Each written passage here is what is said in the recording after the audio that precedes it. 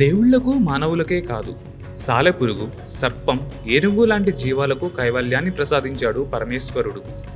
శివజ్ఞానం పొందిన శివభక్తుడు చేసే శివధ్యానం, శివార్చన, శివనామస్మరణలే శివ సాన్నిహిత్యం పొందేలా చేస్తాయి. శివ సాన్నిహిత్యం పొందడానికి అనువైన రోజు మహాశివరాత్రి. శివలింగం ప్రకృతి పురుషులకు ప్రతీక.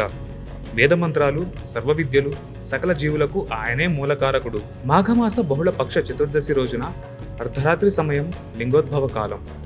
శివుడు లింగరూపంలో ఉద్భవించింది ఈ సమయంలోనే. హలాహలాన్ని మింగి గరళకంఠుడిగా మారింది కూడా మహాశివరాత్రి రోజే. పార్వతిని వివాహమాడి ఈ సృష్టికి ఆది దంపతులుగా దర్శనమిచ్చింది కూడా ఈ పర్వదినానే.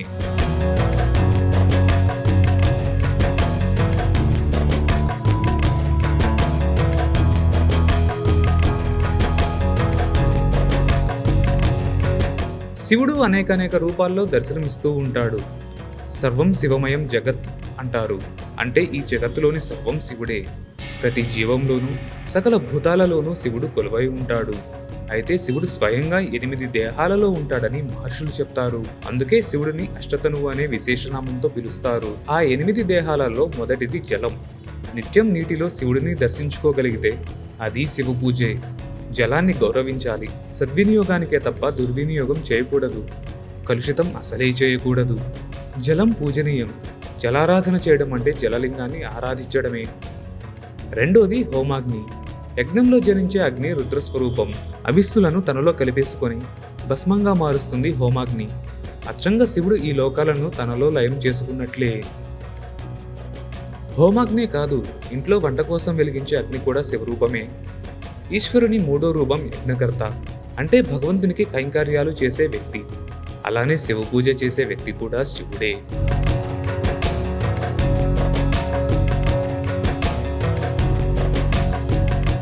సూర్యచంద్రులు శివుని 4, 5వ శరీరాలు.